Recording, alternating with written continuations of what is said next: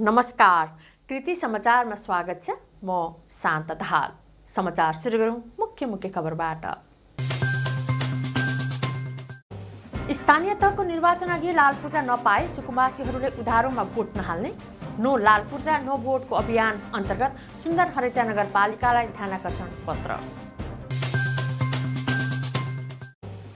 प्रतिनिधि सभाको आज बस्ने बैठकमा एमसीसीको विषयमा छलफल हुने एमसीसी कार्यसूचीमा राखियो।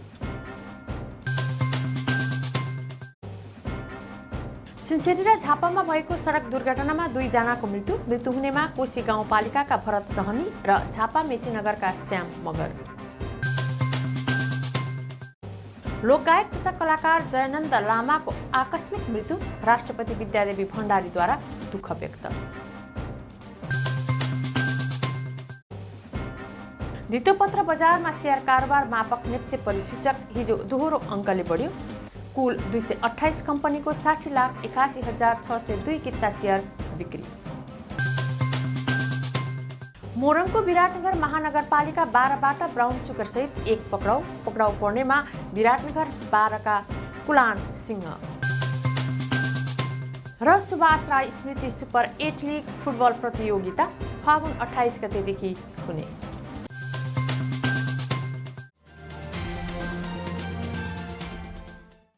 अब समाचार विस्तारमा। स्थानीय तहको निर्वाचन अघि लालपूर्जा नपाए सुकुम्बासीहरूले उधारोमा भोट नहाल्ने भएका छन्। हरेक निर्वाचनमा भोट बैंक बनाउँदै सुकुम्बासीसँग भोट लिए पनि अब चाहिँ उधारोमा भोट नहाल्ने नेपाल बसोबास बस्ती संरक्षण समाजका केन्द्रीय अध्यक्ष कुमार कार्कीले बताउनुभयो। उहाँले नो लालपूर्जा नो भोट अभियान चलाउँदै उधारोमा भोट नहाल्ने बताउनुभयो। सुकुम्बासीको साझा संस्था नेपाल बसोबास बस्ती संरक्षण समाजले बुधबार सुन्दर खरेजा नगरपालिकामा बृहत प्रदर्शन गर्दै 5 बुँदे ध्यानाकर्षण पत्र बुझाएको छ। सुकुम्बासीहरूले नगर प्रमुख शिव ढकाललाई गेटमै बोलाई ध्यानाकर्षण पत्र बुझाएका हुन्। ज्ञापन पत्र बुझ्दै नगर प्रमुख ढकालले निर्वाचन अघि नै लालपूर्जा दिने तयारी रहेको बताउनुभयो। समाजले देशका 15 जिल्लामा अभियान सम्पन्न गरिसकेको थियो। फागुनभित्र सबै जिल्लामा अभियान सम्पन्न गरी सुकुम्बासीलाई नो लालपूर्जा नो भोट भन्दै अभियान चलाइरहेको छ। प्रतिनिधि सभाको आज बस्ने बैठकमा एमसीसीको विषयमा छलफल हुने भएको छ। संसद सचिवालयका महासचिव डाक्टर भरतराज गौतमले सूचना जारी गर्दै कार्यसूची अनुसार एमसीसीका विषयमा छलफल गरिने भएको हो। सचिवालयले बुधबार कार्यसूची सार्वजनिक गरेको छ। कार्यसूचीमा सरकारले संसदमा पेश गरेको एमसीसी सम्बन्धी प्रस्तावमाथि सामान्य छलफल गरियोस् भन्ने प्रस्ताव पेश गर्ने उल्लेख गरिएको गौतमले जानकारी दिनुभयो।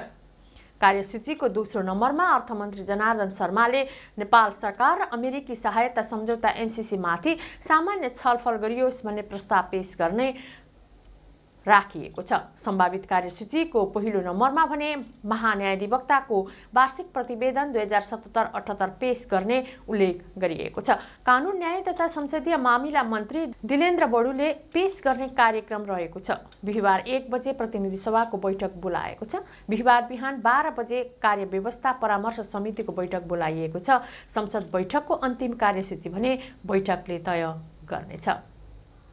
सुनसरी र झापामा भएको सडक दुर्घटनामा 2 जनाको ज्यान गएको 1 नम्बर प्रदेश प्रहरी कार्यालयले जनाएको छ। सुनसरीको कोशी गाउँपालिका 8 भण्टाबारी स्थित पूर्व पश्चिम राजमार्गमा ट्रकको ठक्करबाट साइकल यात्री सोही ठाउँका 60 वर्षीय भरत सहनीको निधन भएको हो। प्रदेश 203-001 नम्बरको ट्रकको ठक्करबाट घाइते भएका साइकल यात्री सहनीको उपचारमा लाने क्रममा निधन भएको छ। त्यस्तै झापाको मेचीनगर नगरपालिका 7 मा मोटरसाइकलको ठक्करबाट 1 जनाको मृत्यु भएको छ। सोही घटनामा थप 1 जना घाइते बनेका छन्। मंगलबार राति पौने 8 बजेतिर पैदल यात्री मेचीनगर नगरपालिका 8 का 19 वर्षीय श्याम मगरको निधन भएको हो। त्यस्तै 17 वर्षीय बल बहादुर मगर घाइते भएका छन्। उनको बिर्तामोड स्थित बीएनसी अस्पतालमा उपचार भइरहेको छ। मे 10 प 2232 नम्बरको मोटरसाइकलले ठक्कर दिँदा घाइते भएका हुन्। मोटरसाइकल र चालक मेचीनगर 10 का अभिजित सिटौलालाई प्रहरीले नियन्त्रणमा लिई अनुसन्धान अगाडि बढाएको छ। लोकगायक तथा कलाकार जयनन्द लामाको बुधबार निधन भएको छ। लामाको दुर्घटनाबाट निधन भएको हो। कलाकार लामाको भक्तपुरको मध्यपुर ठिमी एक लोकन्थली स्थित घरको गेटमा गाडीबाट लडेको अवस्थामा मृत भेटिएका थिए। उनको कलकत्ते काइयो, चुई चुई चुइकने जुत्ता, सललल पानी, लाउरे गगनको लगायतका गीत लोकप्रिय छन्। पछिल्लो समय उनी विभिन्न हास्य टेली सिरियलमा पनि खेल्दै आएका थिए। लोकगायक तथा कलाकारको निधनप्रति राष्ट्रपति विद्यादेवी भण्डारीले दुःख व्यक्त गर्नुभएको छ। उहाँले ट्विट मार्फत कलाकार लामाको निधनप्रति दुःख व्यक्त गर्नुहुँदै नेपाली कलाकारिता क्षेत्रमा ठूलो क्षति बेहोर्नु परेको उल्लेख गर्नुभएको छ। कृति समाचारमा अब विज्ञापन।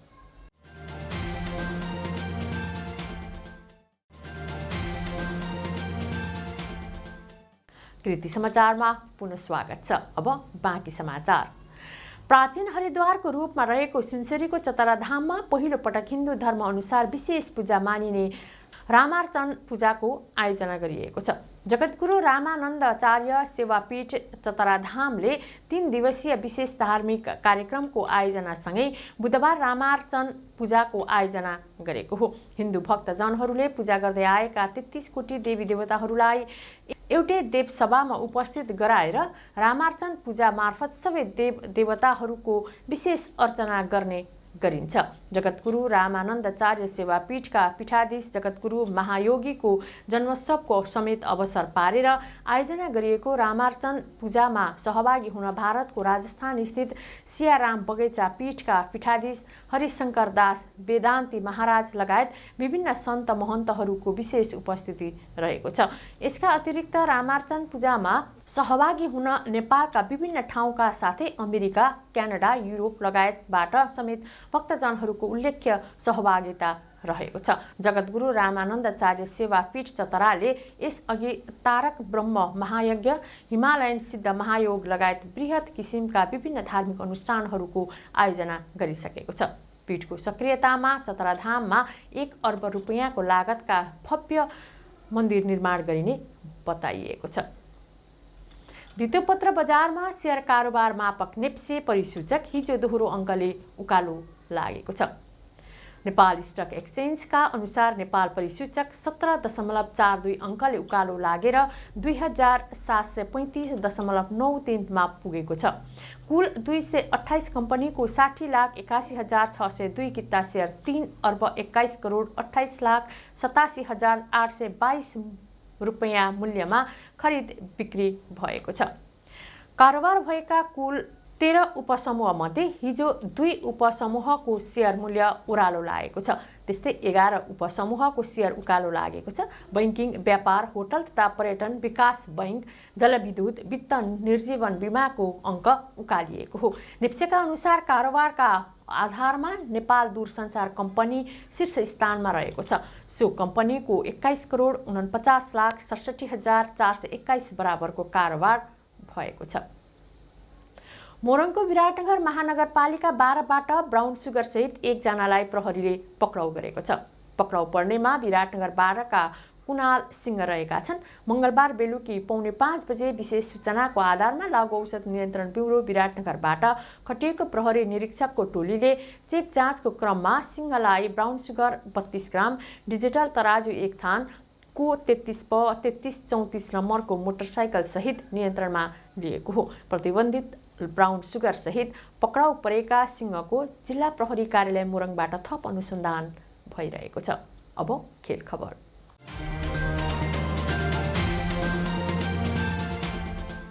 सुभाष राई स्मृति सुपर 8 लीग फुटबल प्रतियोगिता फागुन 28 गतेदेखि हुने भएको छ। प्रतियोगितामा 22औं गोधुली रनिङ कपमा क्वार्टर फाइनलमा प्रवेश गरेका 8 वटा वडाले यस प्रतियोगितामा भिडन्त गर्न पाउनेछन्। राई धरान उपमहानगरपालिकाको खेलकुद विकास समितिका संयोजक थिए। गोधुली स्थापनामा उनको भूमिका रहेको थियो। धरान उपमहानगरपालिकाले नै सुपर 8 लीग प्रतियोगिता गर्न लागेको हो। नगर प्रमुख तिलक राईको अध्यक्षतामा बसेको नगर खेलकुद समितिको बैठकले फागुन 28 गतेबाट चैत्र 13 गतेसम्म प्रतियोगिता गर्ने निर्णय गरेको छ। प्रतियोगितामा क्वार्टर फाइनलमा प्रवेश गरेका धरान 8, 11, 13, 14, 15, 16, 18 र 19 नम्बर वडाबीच स्पर्धा हुने भएको छ। पहिलो पटक खेलाउन लागेको प्रतियोगिता लीगका आधारमा खेलाइने भएको छ। यस्तै कोरोनाका कारण स्थगित गरिएको ग्रासरुट फुटबल प्रशिक्षण पुनः सञ्चालन गर्ने निर्णय गरिएको छ। फागुन 14 गतेदेखि ग्रासरुट फुटबल प्रशिक्षण गरिने भएको हो। दोस्रो अशोक स्मृति बास्केटबलको जारी तेस्रो दिनको खेलमा ब्रदर्स तरहरा होराइजन र हाम्रो कलेक्सन टिम विजयी बनेका छन्। मङ्गलबार भएको खेलमा ब्रदर्सले आयोजक बेलबारीलाई 71-24, तरराले मृतमोडलाई 51-50, होराइजनले युवा आयोजक डाइनामिकलाई 65-42 र हाम्रो कलेक्सनले यलम्बरलाई 61-30 अङ्कको अन्तरले पराजित गरेका छन्। फागुन 14 गतेसम्म सम्पन्न हुने प्रतियोगिता पूर्व राष्ट्रिय बास्केटबल खेलाडी रवि बास्पोरका दिवंगत बुवा अशोक बास्पोरको स्मृतिमा आयोजना गरिएको हो। विजेता टिमले नगद 55,555 रुपैयाँ र दोस्रोले नगद 25,555 रुपैयाँ सहित ट्रफी, मेडल र प्रमाणपत्र प्राप्त गर्नेछन्। कृति समाचारको अन्त्यमा पुनः मुख्य खबरहरू। स्थानीय तहको निर्वाचन अघि लालपूर्जा नपाए सुकुम्बासीहरूले उधारोमा भोट नहाल्ने। नो लालपूर्जा नो भोटको अभियान अन्तर्गत सुन्दर हरेचा नगरपालिकालाई ध्यानाकर्षण पत्र। प्रतिनिधि सभाको आज बस्ने बैठकमा एमसीसीको विषयमा छलफल हुने एमसीसी कार्यसूचीमा राखियो। सुनसरी र झापामा भएको सडक दुर्घटनामा 2 जनाको मृत्यु हुनेमा कोशी गाउँपालिकाका भरत सहनी र झापा मेचीनगरका श्याम मगर। लोकगायक तथा कलाकार जयनन्द लामाको आकस्मिक मृत्यु, राष्ट्रपति विद्यादेवी भण्डारीद्वारा दुःख व्यक्त। धितोपत्र बजारमा शेयर कारोबार मापक नेप्से परिसूचक हिजो दोहोरो अङ्कले बढ्यो। कुल 228 कम्पनीको 60,81,602 किता शेयर बिक्री। मोरङको विराटनगर महानगरपालिका 12बाट ब्राउन सुगर सहित 1 पक्राउ पर्नेमा विराटनगर 12का कुलान सिंह र सुभाष राई स्मृति सुपर 8 लिग फुटबल प्रतियोगिता फागुन 28 गतेदेखि हुने। हौस् त कृति समाचार यति नै। कृति टेलिभिजन हेर्दै गर्नुहोला। नमस्कार।